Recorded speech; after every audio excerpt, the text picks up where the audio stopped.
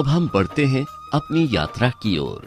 हम अनेकों जगहों के दर्शन कर वहां का रहस्य जान चुके हैं और श्री राधा कृष्ण की कृपा को प्राप्त कर चुके हैं।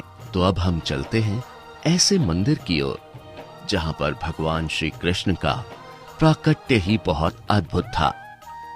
अपने प्रिय भक्त की इच्छा को पूरा करने के लिए उन्होंने चमत्कार किया था। जी हां, हम आ चुके हैं सबको अपनी प्रिय विग्रह के रूप में कृपा प्रदान करने वाले श्री राधा रमन जी के द्वार पर। श्री राधा रमन जी का मंदिर वृंदावन के श्री गौड़िया वैष्णव संप्रदाय के सुप्रसिद्ध मंदिरों में से एक है। ये मंदिर बहुत ही विशाल और भव्य बना हुआ है। इसके मुख्य द्वार के सामने बहुत ही बड़ा रास मंडल बना हुआ है। इस मंदिर में राधा रमन जी का बहुत ही सुंदर विग्रह त्रिभंग रूप में विराजमान है।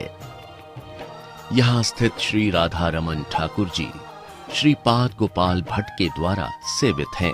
श्री गोपाल भट्ट गोस्वामी एक बार गंडकी नदी पर स्नान करने के लिए गए और उन्हें वहां पर एक एक कर कुल 12 शालिग्राम की छोटी बड़ी शिलाएं मिली और उन्हें लेकर वो वृंदावन आए और भाव विभोर होकर उनकी सेवा करने लगे।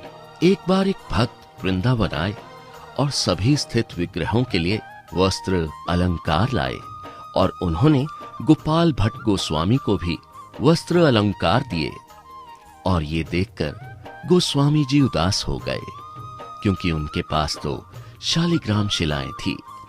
उनके मन में आया कि अगर उनके पास भी विग्रह रूप में भगवान होते तो वो भी उनका श्रृंगार करते। उस दिन नरसिंह चतुर्दशी का दिन था। अगले दिन जब वो उठे तो उन्होंने देखा कि भगवान शालिग्राम से प्रकट होकर विग्रह का रूप ले चुके थे। ऐसे कृपा सिंधु हैं श्री राधा रमन जी। जिस प्रकार नरसिंह भगवान अपने भक्त प्रहलाद के लिए खंबे को चीर कर बाहर आए थे, बिल्कुल उसी तरह ही राधा रमन भी शिला को चीरकर विग्रह में बदल गए।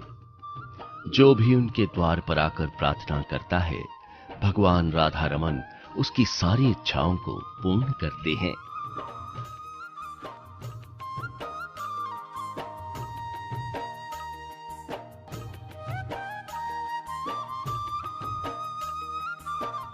श्री राधा रमन मंदिर धाम वृंदावन अति प्राचीन मंदिर है।